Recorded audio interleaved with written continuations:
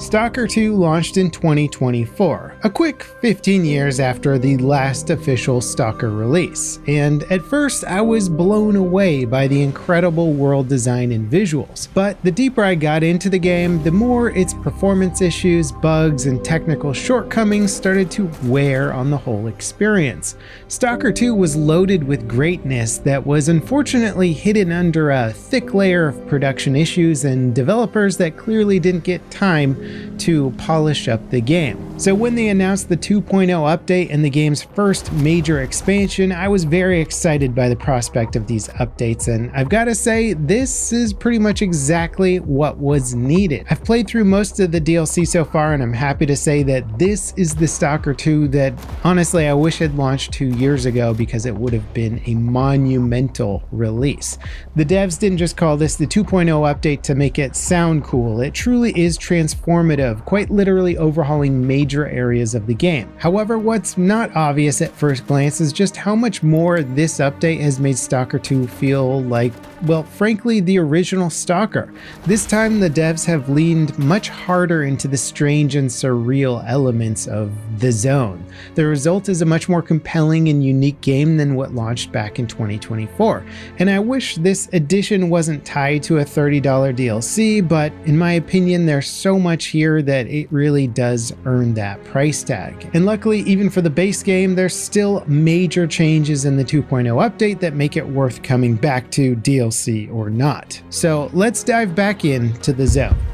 Now, one of the biggest improvements from the 2.0 update is just the performance. Across the board, this game runs so much smoother and you see higher FPS in just about every area of the zone. The update also addresses a lot of lingering bugs that have been a problem for the game since the very beginning, though as with any Stalker game, your mileage here is still going to vary. I did still have plenty of oddities in my time with the update, like previously completed quests reactivating and then bugging out when I tried to finish them. NPCs do still animate weirdly with characters standing too close to each other or getting stuck on things, but the game is generally much more stable, and none of the bugs I ran into were major enough to actually disrupt or ruin my experience. Another highlight of this update was an overhaul to the A-Life experience, which is basically how NPCs interact and how there's an underlying ecosystem to the world.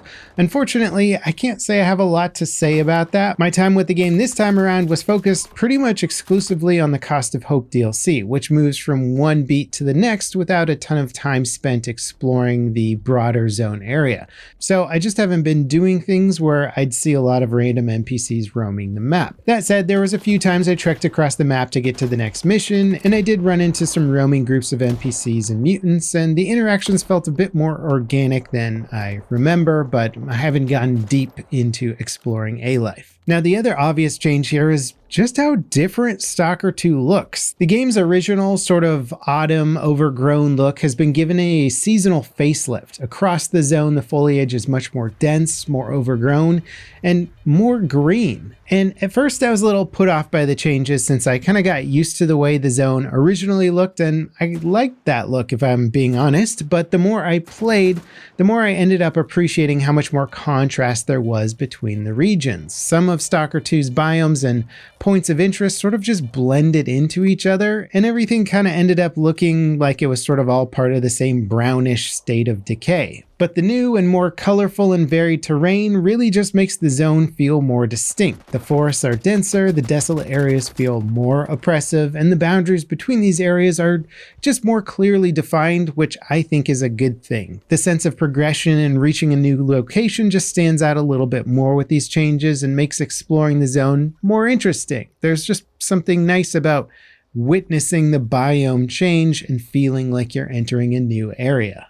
There's also some new weather effects, including fog and a more lighter rain that adds some welcome variety to the world. The fog in particular looks stunning, and when it rolls in, it almost feels like stepping into Silent Hill. It's thick as soup, and it just gives the zone a real presence. Visibility is crazy reduced, and the way it lets silhouettes of trees and buildings slowly come into focus is just kind of beautiful. Walking around in the fog almost feels like an anomalous event in itself, because it's so easy to get turned around or stumble stumble into something that, well, you normally would have avoided. As for new items like binoculars and guns, I'm happy to say that those are also fun. I've been playing with the newer assault rifle and the SICK DMR a lot. They both hit like trucks and have more or less replaced my staple rifles from before the update.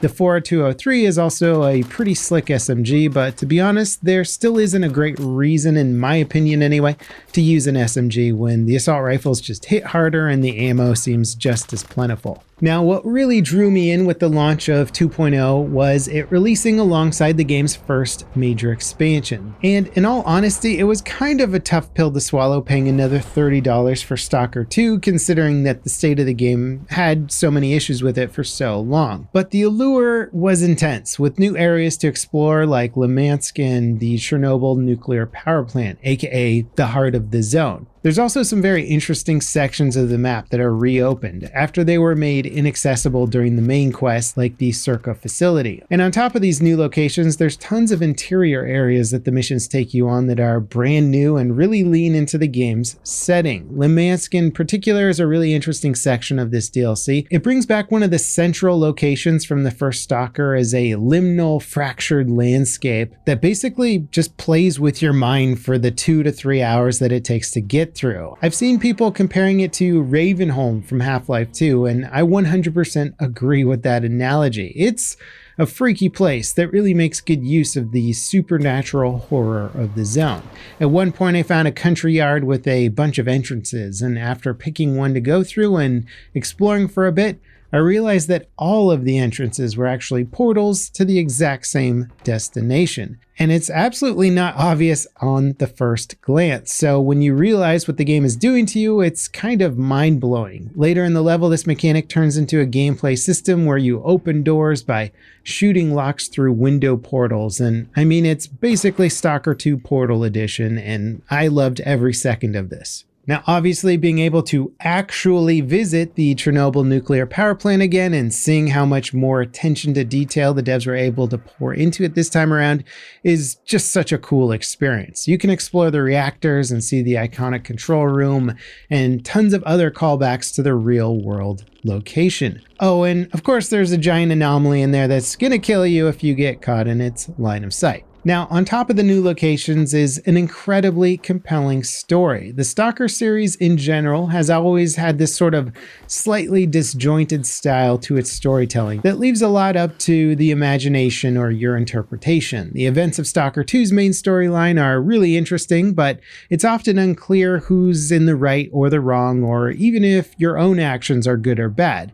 And that ambiguity is very much part of the Stalker appeal and sort of its lore and philosophy. And Cost of Hope really leans into one of the franchise's big debates, which is whether or not the zone is good or bad. And I'm not going to get into spoilers here, but I will say that it presents you with some really interesting choices and makes you feel like your actions in the zones have serious consequences. Now, this update isn't all sunshine and double rainbows.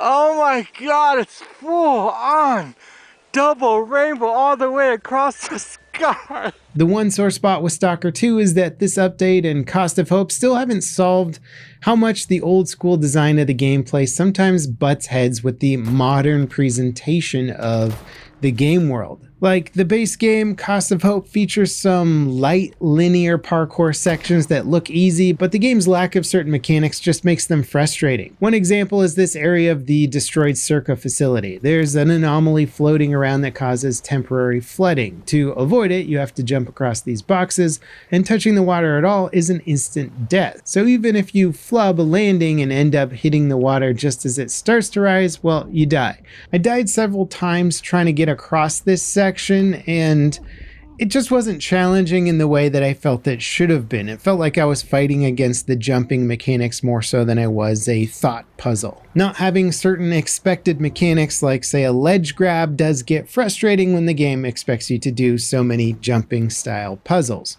You can also tell in dialogue that these super highly detailed character models are also being driven by very basic animations, and sometimes the direction is, well, I don't know, distracting.